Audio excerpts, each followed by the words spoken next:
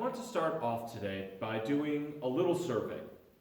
Now, your participation is not mandatory in any way.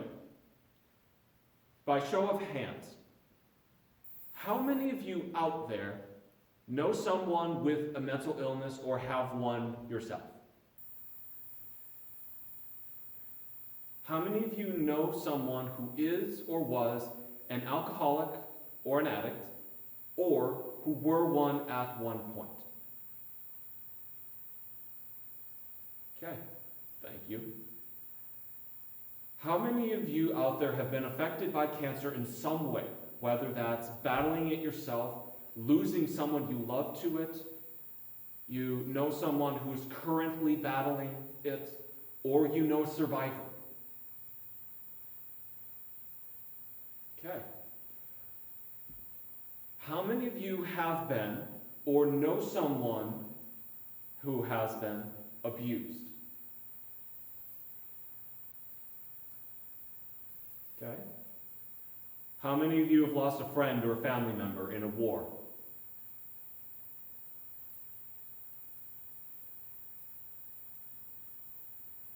And lastly, how many of you have lost someone in some other way that made you think they died too young? All right. Thank you.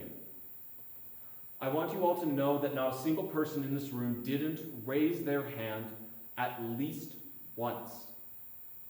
Everyone here knows pain. We know what it is to be thrown for a loop and hurt by something out of our control. This pain that we feel in these moments. This is the pain felt by the beaten man and the Good Samaritan, made as a representation of our pain. In the story, we need to take note that the man is very nonspecific. We don't know how old he is, how tall, heavy, how wealthy he is. We don't know his race, hair color, eye color, socioeconomic position. We know literally nothing about him. The only things that we know are that he was walking from Jerusalem to Jericho. He is a he is male, and he was victimized. Therefore, the beaten man in this story is a perfect representation of humanity. The lack of description makes it all the easier to imagine this man as much a young, spry teenager as an overweight man in his 50s, or even a walking skeleton in his 90s, and everything in between. His rather nondescriptive nature makes it all the harder to deny that there are people all around us who know this pain. People who are crying out for a loving or helping hand. People who have been tossed around, hurt more times than they care to count. People who bear the weight of their scars, sometimes even more so, when they believe that they deserve what has been done to them. What's more important than his nondescriptive nature for being a symbol for humanity is his reaction, or lack thereof, to those who help or don't help him. Honestly, he doesn't know who helps him. He is beaten by the robber, then left for dead. He doesn't move or say anything. The whole story, after we are told he was left for dead. We can reasonably assume that he was unconscious, maybe even comatose. Had he seen the Levite or the priest, these public figures that are meant to be helpful, he would have cried out to them, saying, help me, please. Had he seen the Samaritan, we can rightly assume he would have said something along the lines of, don't touch me, you filthy Samaritan. Go on, beat it. This, in essence, is, yet again, every human. We all all have people that we would cry out to for help in our times of need. For example, friends, siblings, children or grandchildren, fellow congregants. At the same time, we all have a person or a group of people that we would reject help from, even if badly injured. And we have our reasons. He, she, or they have hurt me, and I don't know if I can trust them. They look like a shady character, and I feel like I'm still in danger when they are around. He or she is a member of a group that I stand firmly against the beliefs of, and I don't want anything to do with them. Maybe it's another reason.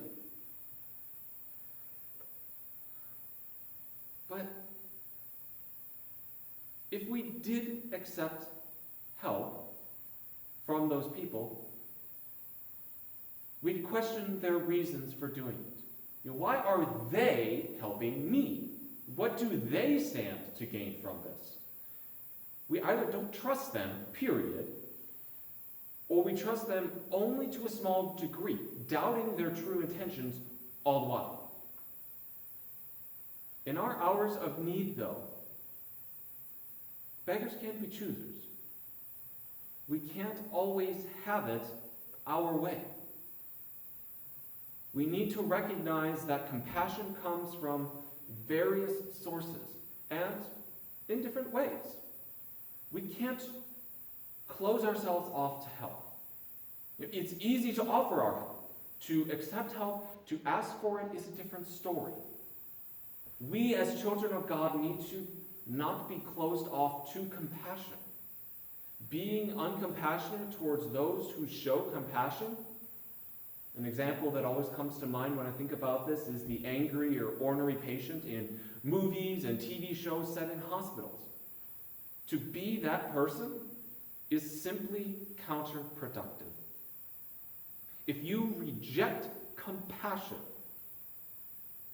you make it hard for the person trying to give it to you to be honest in their compassion. Arguably, you also indicate you might believe yourself unworthy of compassion, that you in turn are not compassionate towards yourself. For the man on the side of the road, a person similar to him beat him, robbed him, and left him there. Two persons similar to him that he would have cried out to help himself. They saw him. They passed him by. They did nothing to help him. The one person in the whole story that shouldn't have been compassionate at all was the one person who showed compassion. Help is help, no matter the source. I invite you, therefore, as you go forward from this place, to think about whose help you may have closed yourself off to, and how you can be more open next time.